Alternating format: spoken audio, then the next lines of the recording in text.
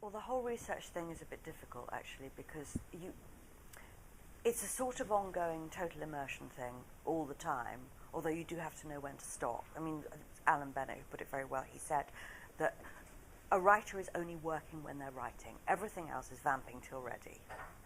And research can be a terrible displacement activity.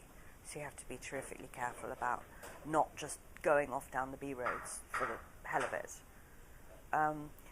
I like talking to people. That's my favourite form of research, is just having drinks with people, basically. Because, of course, there are people who remember the war. And there's also some wonderful thing called the Mass Observation Archive, which is housed in the University of Sussex. And it is reportage. People went, his team, Charles Madge and Tom Harrison was the person who invented it.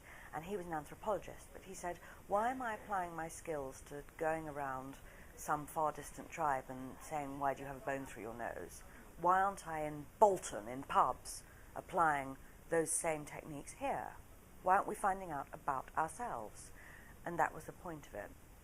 And there's some absolutely wonderful paperwork, all these responses given to questions, which were maybe topical about the war or something like that, but they also did things like collect jokes. And actually the joke box in the Mass Observation Archive is seriously rude. It's, you know, one sort of always is told that nobody ever swore before about 1963. Absolute nonsense. And the Soldiers Questionnaires. Whew. Astonishing. And that was really helpful. But what was quite interesting about it was when more serious subjects are being discussed, religion, morals, and so on, I wondered why the tone of a lot of these responses was so very familiar to me. And then I realised it was my parents, the same as my parents who were born in the 20s.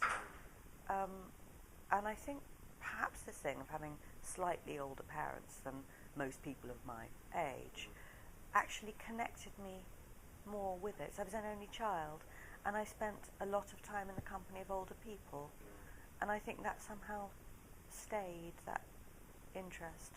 But I'd much rather do that kind of stuff than just read through A.J.P. Taylor.